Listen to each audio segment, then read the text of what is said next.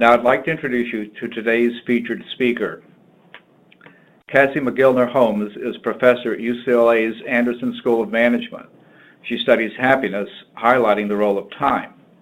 Professor Holmes' research has been published in such top-tier academic journals as Psychological Science and the Journal of Consumer Research, and popular accounts of her work have been featured in such outlets as NPR, The Economist, The New York Times, The Wall Street Journal, and Scientific American. She was identified as Best 40 Business Professors Under 40. She's won awards from the Association of Consumer Research and the Society of Consumer Psychology. She's currently, prior to her position at the Anderson School, she was at the Wharton School, University of Pennsylvania, and she has a PhD in marketing from Stanford. So we're very pleased to have Cassie with us today, and now it's time for happiness. Good morning from, I would say, typically sunny Southern California. I'm actually admittedly looking out my window right now at a rainstorm, but I know that many of you are from all across the country where it is very cold, so I hope everyone is sort of bundled up and cozy and stays safe and warm. Now, today I'm going to be sharing with you findings from my past decade of research, as well as that of some of my colleagues in the field on the topic of happiness, and specifically this precious and critical role of time. Now, my objective here is twofold. One, by understanding people's, as in your consumers, underlying emotional drivers, you can more effectively connect with them as you're building and managing your brand. And then two, which is probably even more motivating for me as a researcher, hopefully you can apply some of these insights to you personally in your own life to hopefully enjoy greater happiness. Now, question that is surprisingly asked is, why happiness? Well, everyone wants to be happy. As the 17th century French philosopher and mathematician Pascal observed, all men, and presumably he also meant women, seek happiness. This is without exception, whatever different means they employ, they all tend to this end. Now, when I say happiness here, I don't mean just the sort of momentary instances of pleasure. Happiness does include feeling more positive than negative emotion in one's daily life. So there are those instances of feeling positive emotion. But happiness also includes an assessment of one's life as a whole as being satisfying and meaningful. Now, happiness isn't just a worthy end in and of itself. It's been shown that happiness increases our sort of functioning across our domains of life, in the workplace, in our interpersonal relationships, with respect to health. Just as some examples here, some of this data is correlational, some is longitudinal, and some is experimental. But in the workplace, happy managers are rated as better managers by their employees. Happy employees are rated as more productive and as better employees by their managers. Happiness increases creativity. It increases adaptive problem solving. It makes people better colleagues, willing to go above and beyond, not only to help their organization, but to help their teammates within the organization. It also makes people more collaborative in their negotiating styles. Now, with respect to interpersonal relationships, some of the examples of the positive consequences there, you see that happy people have more and better friendships, more satisfying and fulfilling marriages. When people are made to feel happy, they like other people more, and they are liked by other people more. Happiness increases pro-social behavior, so people are more likely to help out others. With respect to health, happiness increases immune functioning. It makes people adapt better to stressors. It increases thresholds for pain. It makes people more likely to stick to their treatment regime. And overall, there's a positive correlation between happiness and longevity. So happy people live longer. Now, you see, given that everyone wants to be happy and your consumers want to be happy, and given that it has all these wonderful consequences, you see marketers looking to connect with consumers on this sort of foundational emotional level. And these are just some examples of this connection through the positive emotion of happiness.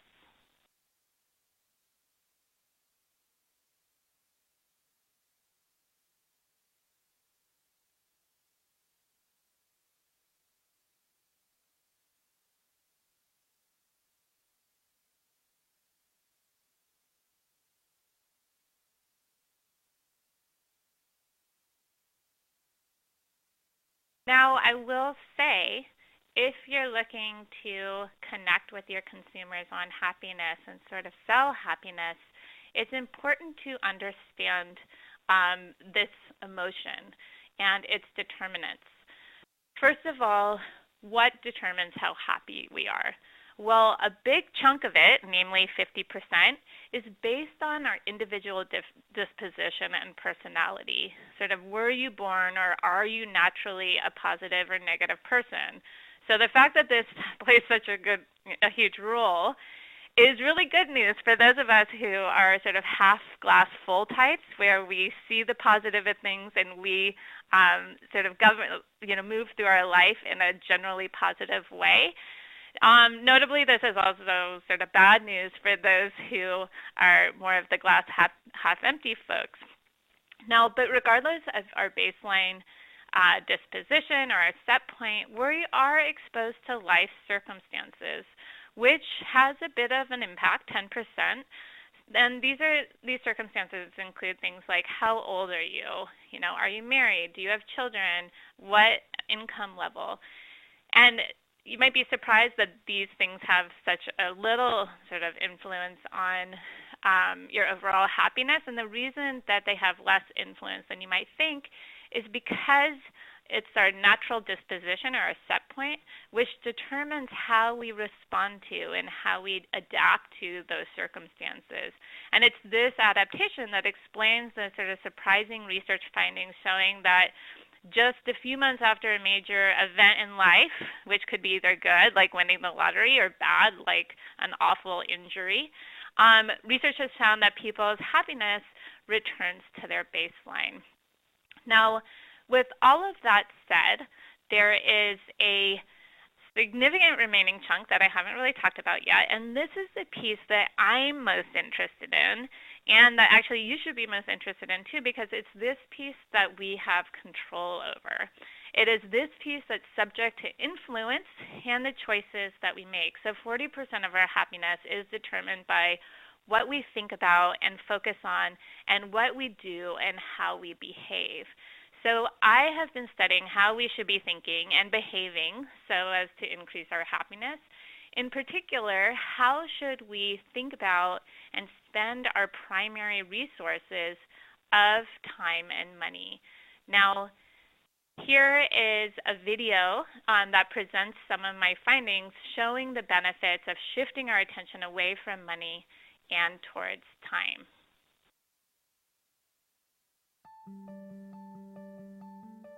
According to Benjamin Franklin's famous adage, time is money.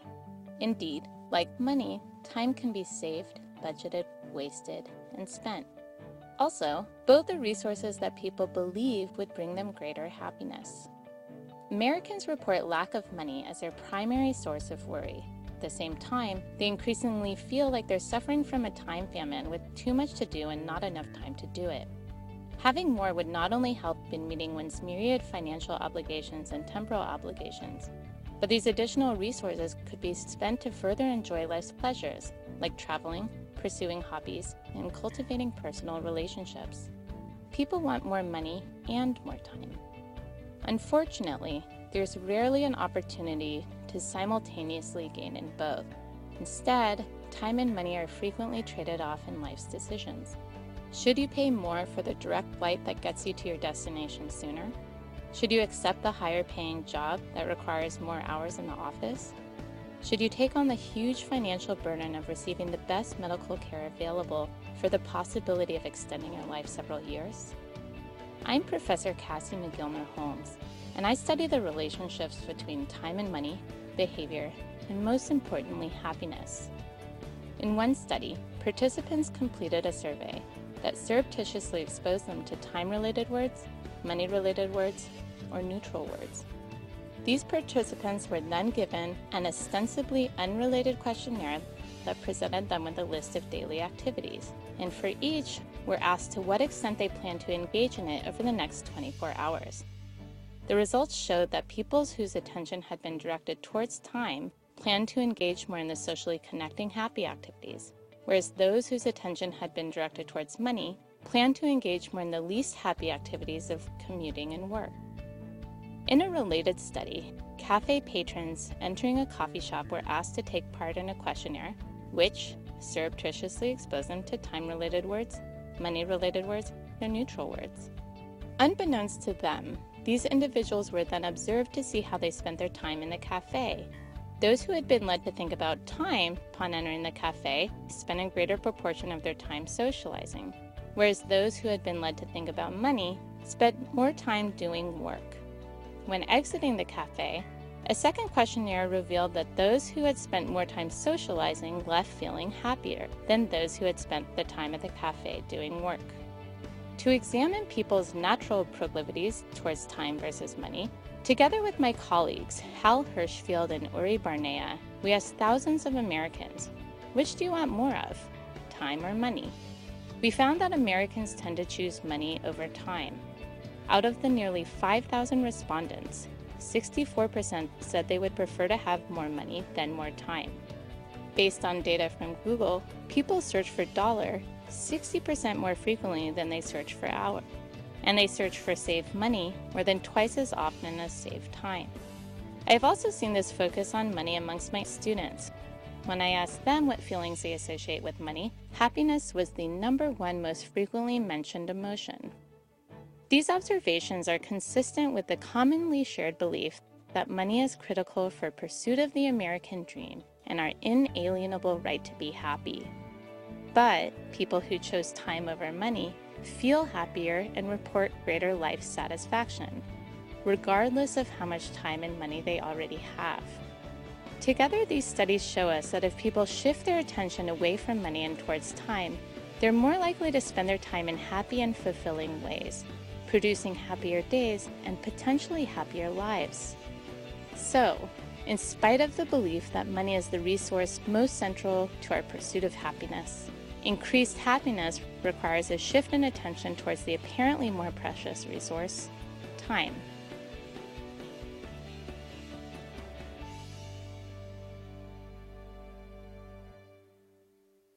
So in that work, as it just showed you, what we find is that although people say they want more money, it's actually this focus on time that leads to greater happiness. And the reason is because focusing on time makes people more motivated to engage in those activities that are happy and fulfilling. It makes them more deliberate in how they spend their time, and from that follows happiness.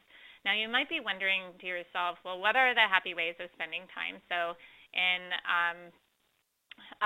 the video, I pitted socializing versus work against each other. And the reason for that is that research that has looked at sort of tracking a representative sample of Americans over the course of a day, finding that these are the activities that largely comprise people's days. Now, in addition to tracking how they spent their time, they also tracked how people felt over the course of their day, such that they could identify those activities that are associated with the most positive emotion, as well as those activities that are associated with the most negative emotion. So what you see here is that those activities that are associated with the most positive emotion are those socially connecting activities, whether it's sort of intimately or really spending time with family, friends, potentially colleagues. Hopefully you like your colleagues. And the activities that are associated with the least amount of happiness our housework, work, as well as commuting. Now, I will say and point out that this is based off of averages, right? So for the average American, or on average amongst Americans, these are the happiest activities and the least happy activities. But you certainly see individuals within this data set that sort of fall outside of this pattern. So for instance, there are certainly individuals for whom work is actually a great source of happiness and fulfillment, and hopefully you sort of fall in that category. But this gives you a general sense. And again, the reason why time activates or increases happiness is not because it makes people work less per se. Actually, conducted a study amongst those, comparing those who love their jobs and those who don't love their jobs, and we found that actually amongst those who love their jobs, activating time motivated them towards their jobs. So it's, again, not about sort of socializing versus work per se. It's really that when people think about time and they're conscious about the sort of preciousness of their resource, they become more deliberate in how they spend it and spend it in ways that are more personally fulfilling and happy. Now, pulling this more into the consumer context and the marketing landscape, I then wanted to see, what's the effect of focusing on time versus money in your marketing materials on the extent to which you can sort of attract consumers as well as really connect with those consumers you already have. Now, if you do look at, marketing communications out there, you see lots of mentions of time and money. Just as an example, of course, this is from a few years ago. But in the same context as beer, you see Stella focusing on money in their reassuringly expensive tagline, whereas Miller, it was about Miller time. And in fact, I did a content and analysis back when I was doing this work of ads, print ads in 4 magazines targeting a range of consumers, finding that out of the 300 ads, nearly half of them made mention of time and or money. Pulling some more examples, again, within the same space, so soliciting donations for wildlife, you see on the left side those that are focused more on money, on the right side focusing on time. For alcohol, you see again on the left side ads that focus more on money, on the right side focusing more on time. Here again, and for watches, so the left focusing on the sort of luxury and richness or the expense of the watch, versus on the right, if you see that tagline, it says history begins every morning, so a greater focus on time. This is in the B2B space. So, are you going to help your clients save money, or are you going to help your clients save on time? And then this is even for the same brand, one print ad that focuses more on money and the other more on time. Now, what I wanted to do was see what's the effect of focusing on time or money and its ability to sort of attract consumers. And I conducted a bunch of studies. I'm going to share with you one of these studies and pulling one that I think is sort of the cutest. But again, I showed this across different studies. And for this study, what I did was I set up a business. And of course, the easy business to set up was a lemonade stand. And this was back when I was doing my dissertation work, pre me having children. So I actually borrowed the children from my advisor so that it would not be weird of me conducting or having a lemonade stand. But in any case, what we did was we set up this lemonade stand, and this was in front of a path on the Marina Green in San Francisco. And if anyone's been there, you sort of know that on this path, this was conducted on a Saturday, there's lots of people sort of walking by, running by, riding their bikes. And what we did with our lemonade stand was to manipulate, to focus on time or money in our marketing materials. Every 10 minutes, we changed their sign. So sometimes the sign read, spend a little time and enjoy C&D's lemonade. Now, C&D, that was referring to Cooper and Devin, the two children that I was borrowing. Sometimes this sign read, spend a little money and enjoy C&D's lemonade. And then we had a control condition where neither time nor money were mentioned. Now, what we did in terms of our dependent variables was we counted. So of the number of people who passed by, what percentage of them actually stopped and purchased a cup of lemonade?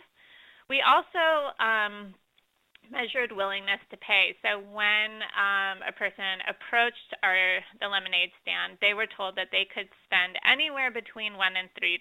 It was totally up to them. And so we got an actual measure of willingness to pay. And then after they had their cup of lemonade, as they were standing there, we asked them to fill out a customer satisfaction survey in which they reported how much they liked the lemonade, basically their attitudes towards the product, how good it tasted. And what we found was the following. So in terms of purchasing behavior, we saw that a significantly greater proportion of people actually stopped and purchased a cup of lemonade when the sign mentioned time, compared to the other two conditions. The control and money condition weren't actually statistically different from each other.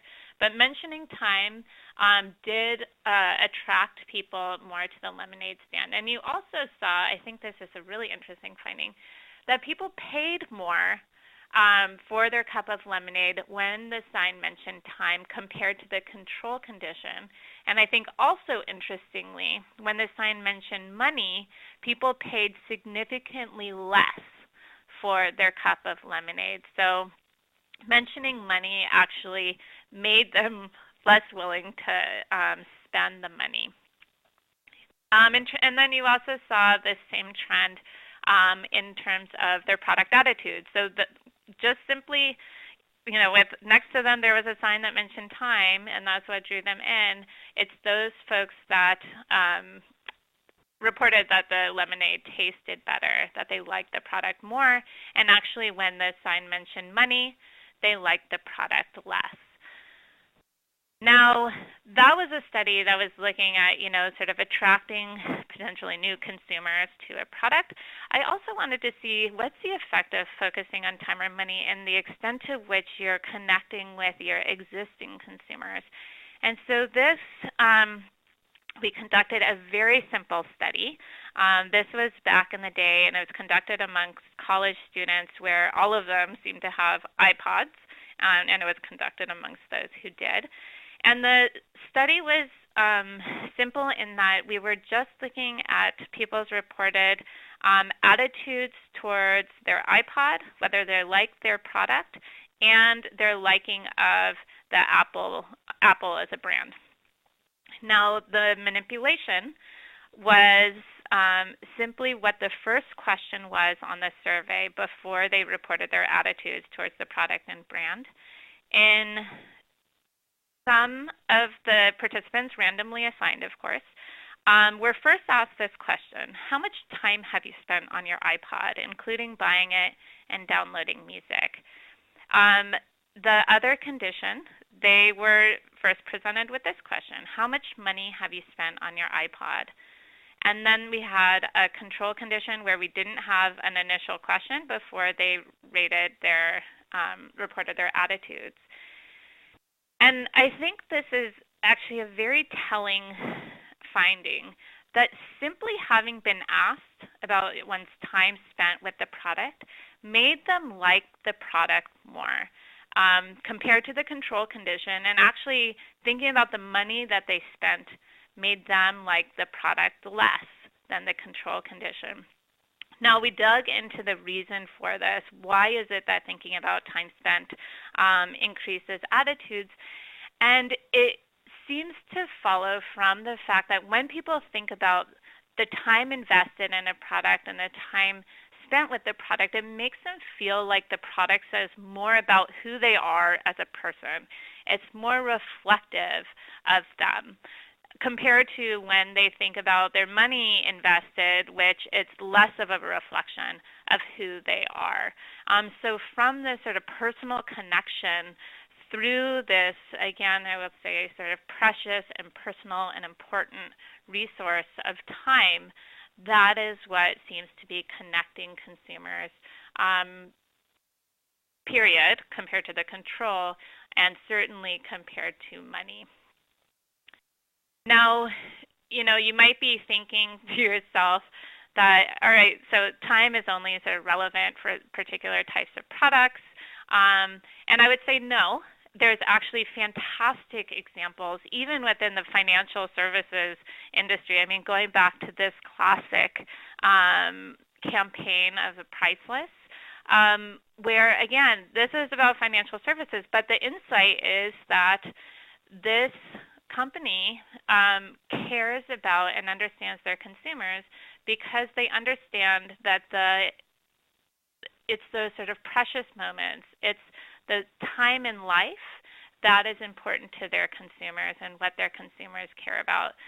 So just to jog your memory, here is one of the commercials from the campaign.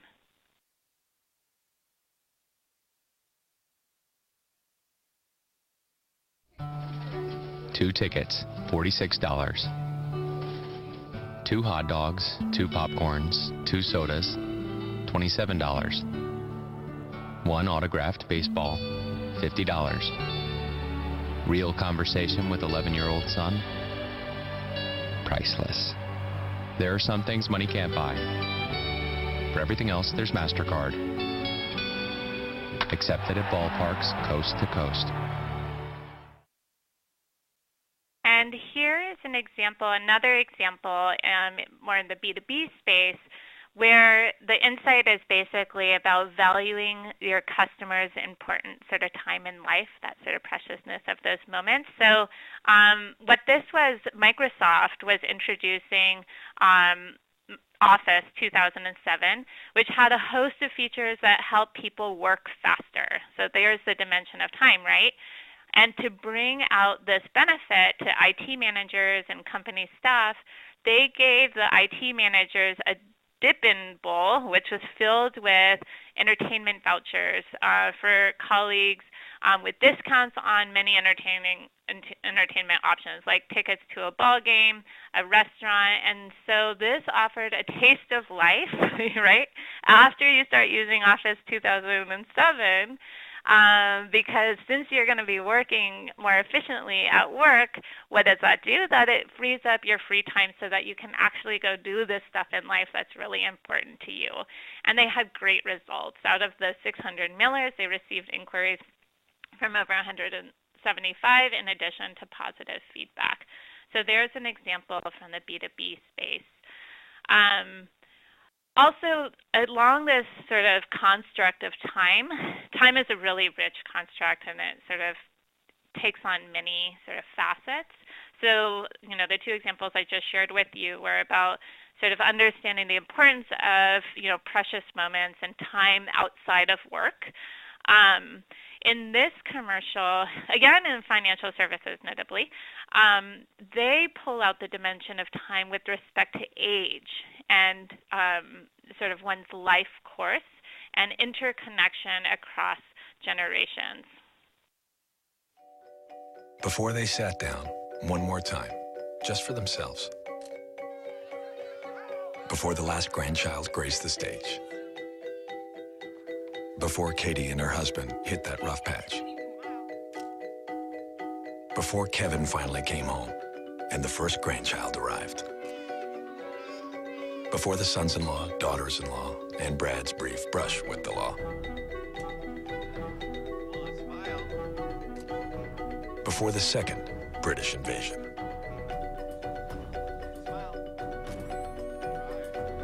Before Katie, Debbie, Kevin, and Brad. Before they became a family. There was a connection that started it all and made the future the wonderful thing it turned out to be. We know we're not the center of your life, but we'll do our best to help you connect to what is. And then my last example for you guys, again on a campaign that sort of highlights the dimension of time. And notably, remember, Stella was one of the examples that I used at the very beginning of those that focus on money. So they had their perfection has its price, so a focus on its money campaign. Then they had the reassuringly expensive. And this past year, they came out with this commercial, which I love, which is all about time. And it's really about slowing down. And it's sort of now focused on, understanding that for their consumers, in our busy, sort of harried lives where we might be talking on two phones at once, it's important to sort of put those phones away, put them in your pocket, so you can take some time to enjoy life.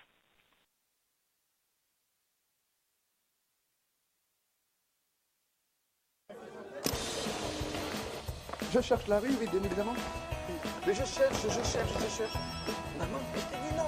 Oui, monsieur le patron. Oui, excusez-moi. Oui, je peux, oui. Je vais voir, j'envoie un message, je vais savoir. C'était là, toi.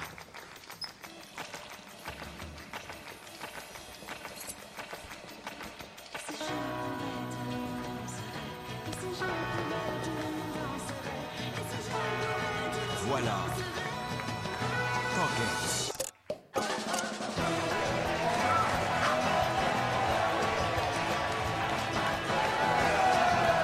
So why let life keep you from enjoying life?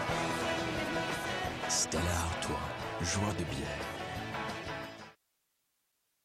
Now, to this point, I have showed you my research identifying the increase in happiness that's possible from focusing on time.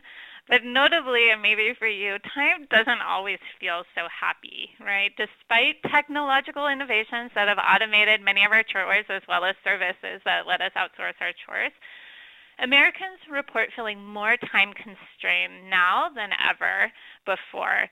And many, in fact, perceive themselves as victims of a time famine, having too much to do and not enough time to do it.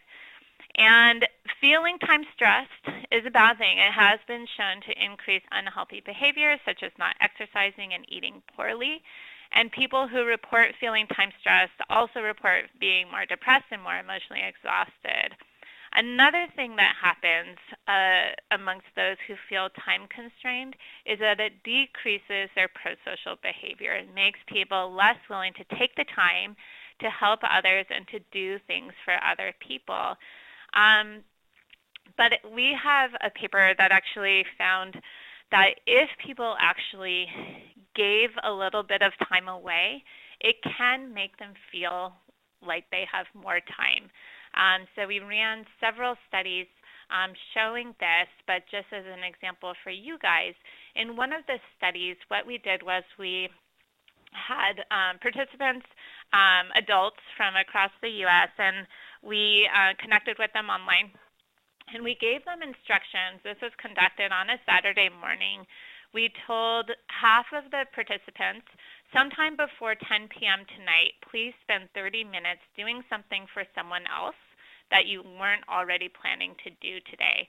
And then we had another condition where the instructions were, sometime before 10 p.m. tonight, please spend 30 minutes doing something for yourself that you weren't already planning to do. And then that evening, we connected with them, and we asked how they spent that time, as well as how much time they felt like they had as our dependent measure of time perception. And in looking at the types of activities that people did in the giving time condition, you see that some people did things for spent the time for people that they know. Someone mentioned cooking a nice dinner for their spouse, helping a friend fix their bathroom, helping shoveling the snow off of their neighbor's porch. One person sort of said that they carved out time to write their grandmother a letter whom they hadn't sort of seen for a while. Whereas others did something, for people more generally, not people that they know. Someone mentioned going to the park down the street and picking up litter. I actually honestly loved running the study because I was making people go do nice things for people. But the important thing is that people spend time on someone else or spending time on themselves. And so the types of things people did for themselves was pampering, relaxing, reading a book, watching a match on TV, going for a run, sort of me time. Irrespective of the particular way people spend time on themselves versus someone else, we found, surprisingly, that people who spent time on someone else actually felt like they had more time compared to those who spent time on themselves. And again, we replicated this in several ways. And the reason this seems to be happening is because spending time on someone else makes you feel really effective, like you've accomplished a lot. And it makes you, in realizing sort of how much you were able to accomplish in that time, as you're thinking about your time more broadly and your time going forward, it makes you feel like you can accomplish a lot in general. And there's a perceptual effect where when there's a lot of things that happen or the time is full, it makes it seem longer. And so that seems to be happening here, where by doing something or spending your time on someone else, it makes you feel effective and therefore makes you feel like you have more time. Now, notably, if this is true or in this underlying mechanism is at play, which I'm asserting it is, that means that actually spending time in any way that makes you feel effective and efficient and like you've accomplished a lot with your time should make you feel like you have more time in general. And we've identified that pro-social time, or spending time on someone else, is a good way to feel effective with your time. And so despite sort of our tendency when we feel sort of time constrained to be stingy with our time, what this suggests is that you should actually take the time to help out others. Now, in addition to giving time to make you feel like you have more time, one way to actually get more time is to spend a bit of money to outsource chores. So my co-author, Mike Norton, on the previous project worked with other folks, and they recently published a paper in which they found that out of the thousands of people that they surveyed in the U.S., Denmark, and Canada, only 28% of them spent money to buy themselves time each month. But notably, those who did spend money in order to buy more time reported greater life satisfaction. Now, I will say that though outsourcing is a good way to essentially buy more time, keep in mind that you don't actually really want to have too much extra time. In some data that I'm analyzing now of over 13,000 employed Americans, we're looking at the relationship between the amount of discretionary time people have and their satisfaction in life. And we're finding that while having too little time is indeed bad, yes, being time constrained and feeling time constrained is associated with lower life satisfaction, having more time isn't always better. In fact, we found that, at least in this sample, beyond a mere 2 hours of discretionary time in a weekday, doing whatever it is that you want to do, having more discretionary time does not continue to increase happiness, and eventually it can actually reduce happiness. So, and this is because we're suggesting, because since nowadays busyness has become somewhat of a status symbol, right? It signals competence, ambition, and being in high demand. With too much discretionary time, people seem to infer a lack of purpose or meaning in their life, and that's, I think, why you see that dip.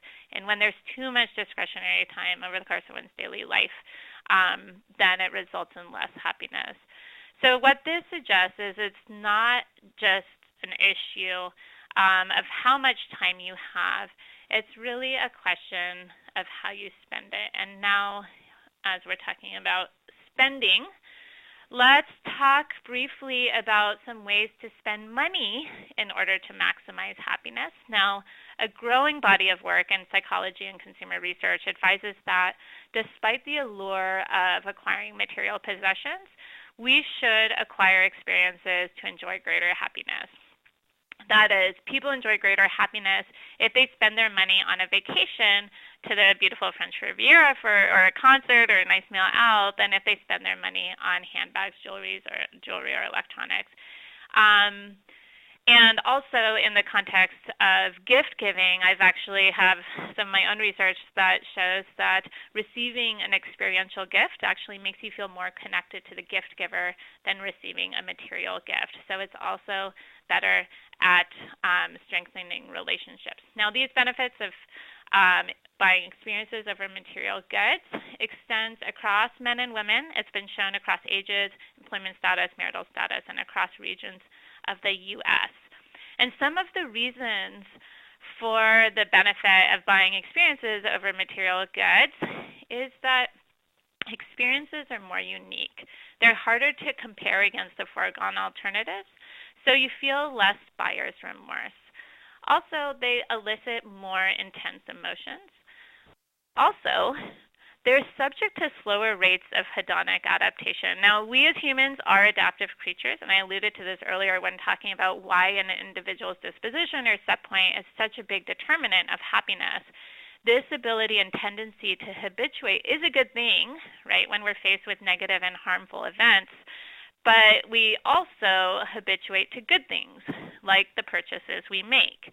And it turns out we habituate more quickly to material goods, like that purse you've bought. You know, it's only shiny and new and exciting for a short amount of time, than we do to experiences like your day at Disneyland, which you continue to sort of revisit and enjoy through your memories and in the stories you tell.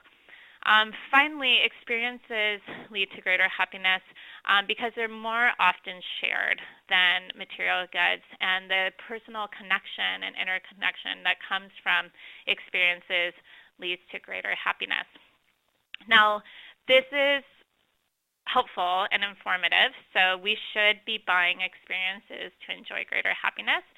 But then the question becomes, what types of experiences? There's so many positive experiences one could have, you know, the once-in-a-lifetime vacations, peaking mountains, going hang gliding, accomplishments, whether athletic, professional, life milestones, getting, you know, graduation, getting married, having a baby, things that happen annually, like celebrating birthdays or holidays.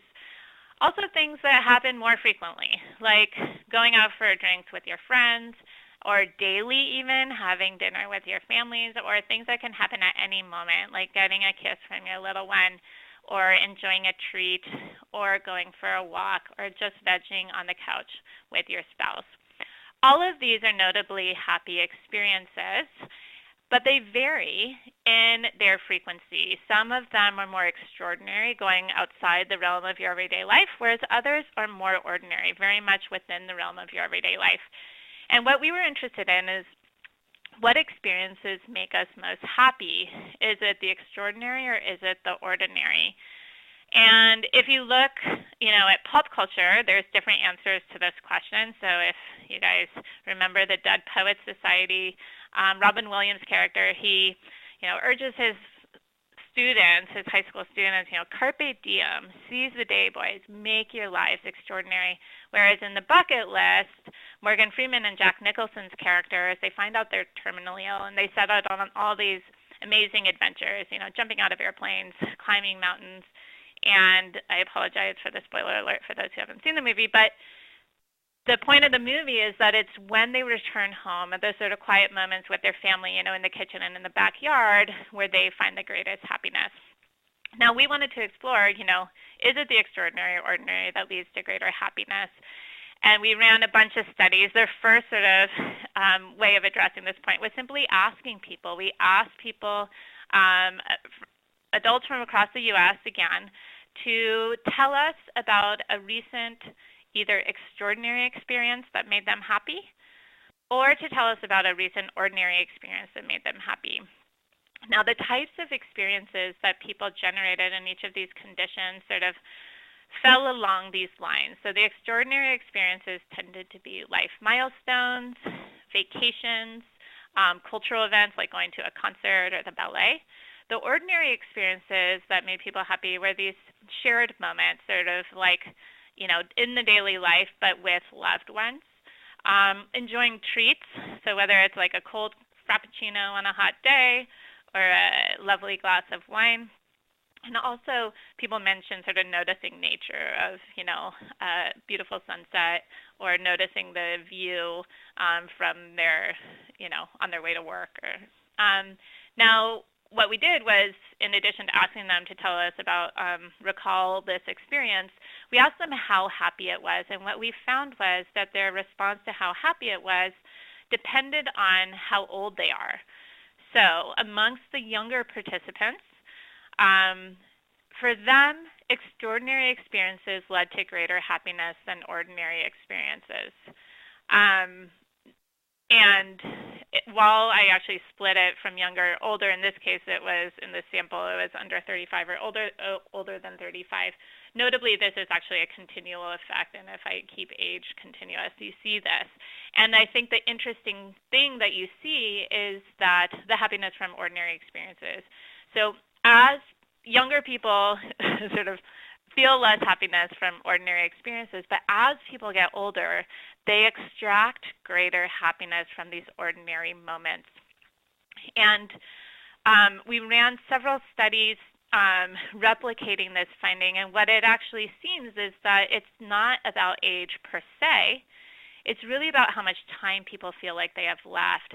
And in one study, we didn't ask people to, tell us how happy an experience made them, but we looked at those experiences that people posted on Facebook, presumably because those are the ones that made them happy. And if you see, this was conducted, we had people share with us their last Facebook experiential post, and you see the types of experiences that people post fall within those categories that I just told you about that people generated in our previous study. So just using my husband's Facebook page as an example in his posts, you see that a lot of people post, those life milestones. Clearly, the most extraordinary experience in my husband's life was marrying me. You see people posting about, their vacations, cultural events. You see also people posting, those little sort of quiet moments with their family, and treats, and noticing nature. And what we did was we had them, share their most recent post as well as tell us how ordinary or extraordinary it was. And as I said, we looked at age, but here we wanted to see if it's beyond age, is sort of this general notion of how much time you have left in life. So younger people tend to feel like they have a lot of time left, but as they get older, they tend to view their time as more limited. And what we found was that those who felt like they had a lot of time left were more likely to have posted an extraordinary experience, whereas those who felt like they had a little time left were more likely to have posted an ordinary experience.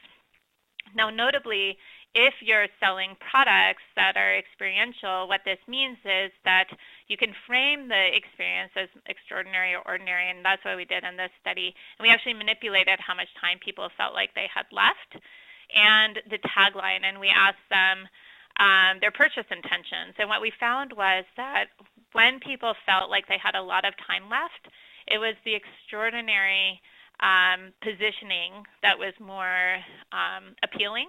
Whereas in this case, you actually saw the flip effect, and when they felt like they had a little time left, it was the ordinary. And I think that, again, it's the comparison of the sort of happiness from ordinary that increases as people feel like their time is limited. And so what, sort of pulling some of this together, is that the reason that time is more closely associated with happiness is because how we spend our time comprises our constant stream of experiences, which, as this quote points out, sums up to our lives, and we each ultimately have only a finite amount of time on this earth. And because of this, the way we spend our time doesn't just constitute the narrative of our life, but it literally is who we are. So how we spend our time is a clearer reflection of who we are than how we spend our money. And what this work also suggests is that though there's sort of like an infinite number of like even positive experiences that you can have, they can be meaningfully categorized into the extraordinary versus ordinary, and that the happiness that people experience from those depends on age, and more specifically, how much time people feel like they have left in life.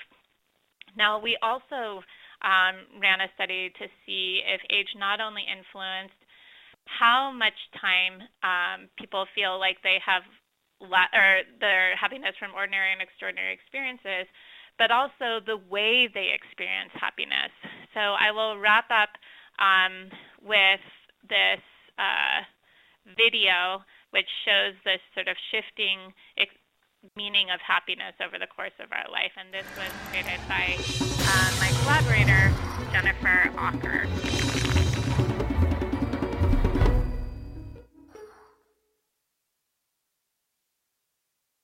Do you know what makes you happy?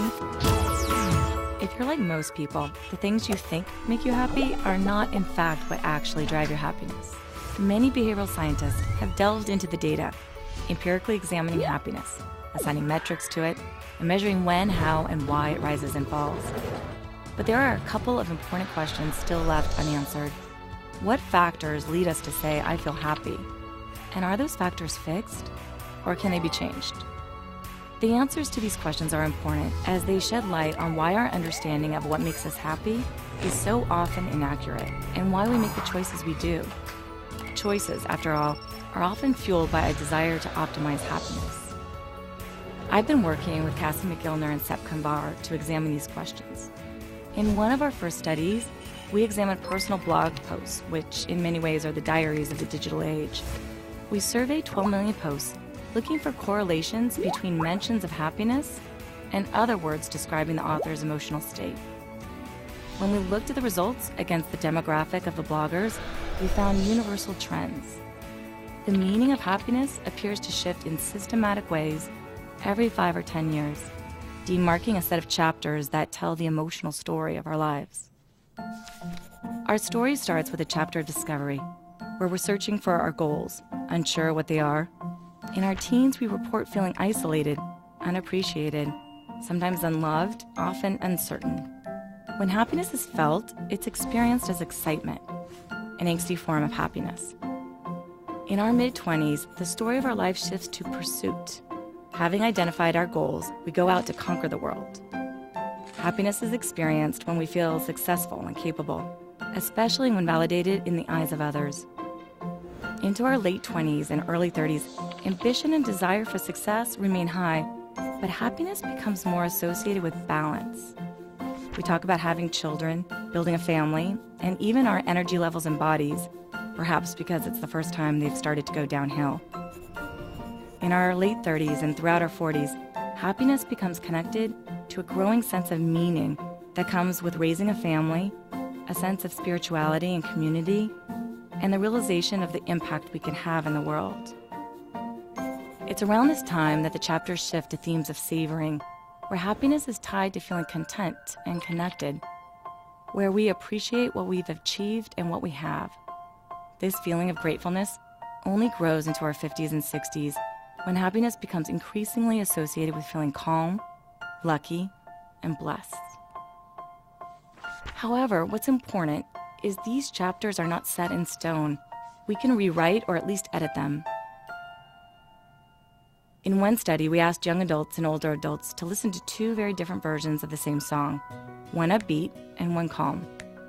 As we predicted, younger adults were happier after listening to the upbeat song, whereas the opposite was true for older adults.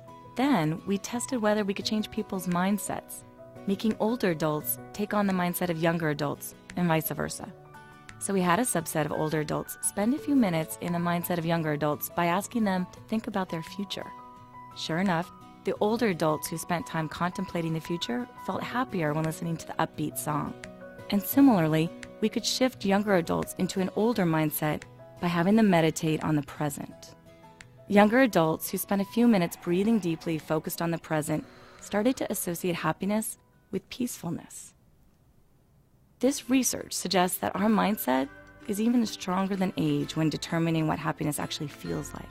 In this light, our meaning of happiness is constantly shaped and reshaped by small choices we make every day. So much of our time and energy is spent trying to get to the point where we can simply say, I feel happy. But by better understanding these chapters, we can better understand the answer to the question, what makes us happy? And why do we make the choices we do? And by knowing how to adjust or rewrite the chapters, we can become more active authors of our own life story. So what this means is that since we find that happiness, the way people experience happiness shifts over the course of their life from excitement more to calm, what this means is that when a 20-year-old says, I feel happy, and a 6-year-old says, I feel happy, they're likely actually feeling very different things. And what this also means is that if you as marketers are looking to sell happiness, the form of happiness that you're selling should be targeted, and that form of happiness that will ultimately connect with your target consumer. So pulling this all together for you to be happier as well as to sort of connect with your consumers around happiness, what we talked about was the benefit of focusing on time, not money. The importance of spending that time deliberately, which often comes in the form of spending it with loved ones. To give some time away so that you'll feel like you have a little bit more time, and to buy some time, but realize, by outsourcing, but realize that you don't actually need too much time. To buy experiences, not things. To pursue the extraordinary, but don't forget about the potential happiness from the ordinary. And to remember that your happiness and the way you feel happy will change if it hasn't already. So with that, I thank you all for your time, and I'm happy to answer questions. Thanks a lot, Cassie. That was great. You've given us a lot to think about and contemplate. We did have some questions come in, but in the interest of time, I want to get to just one particular question and maybe the implications for the audience, because I think a lot of the folks watching the webinar are in the market research insights areas of their companies, and I think this is an important insight of your work. You started out by saying that we all have a kind of a set point in happiness, and yet I think these last examples have illustrated you can reframe the situation for people in such ways that it changes some of those demographic, age, other types of skews. So although there are some kind of givens in terms of happiness, there's a lot we can learn and do with that. I think that's a very important insight for us as researchers and marketers. And shout out to my former colleague Gina, who asked a question on the iPod example. The people who felt more that the iPod was more related to them or expressive of themselves as a function of the time they put in, could that be an example of so-called cognitive dissonance, where I put a lot of effort and time into this, it must have been worth it to me? Does that seem a plausible interpretation of those results? Yeah, and that's actually a great observation, and I think the really cool thing is that it shows, because actually the classic cognitive dissonance studies were used with money. So it's actually like, if I spent money, I must like it, and whereas what we're showing is that cognitive dissonance happens even more so with the resource of time, that if I've spent my time, then I must care about it. So yes, it is cognitive dissonance, I think, is underlying it. And again, the fact that time is a more self-reflective resource than money means that it will be even more powerful in sort of pushing consumers to be like, oh gosh, I invested, I must love it. Or, oh my gosh, I've spent the time, I must love it. And, oh my gosh, I've spent this time, it says something about me and I really do love it. That is such a perfect answer. We couldn't have coordinated it better, because the point I wanted to draw the attention of the audience to is exactly that. That as researchers, we often use the simple metric of money. It's easy to quantify and calculate and so forth, but it's very often the case that consumers are actually calculating something else rather than money, and as you've demonstrated, it's time. And I hope those watching the webinar today will try to take that home as they think about their next research project. What's the best way to really assess the willingness to invest in or pay by consumers? It may not just be money. It may not even be mainly money. It might be time and other things that you pointed out. So on that hopefully upbeat and helpful note, we're going to thank Cassie again for being with us. We will be sending out a recording of this webinar soon, and if you have additional questions about the presentation, you can follow up with Cassie at cassie.holmes at anderson.ucla.edu. And again, reminding the audience, since 1961, nonprofit MSI has brought together the best minds in marketing from major corporations and top business schools around the world to improve business practice by applying marketing science to marketing's biggest challenges. And again, I hope you'll join us for our next Lunch and Learn webinar series.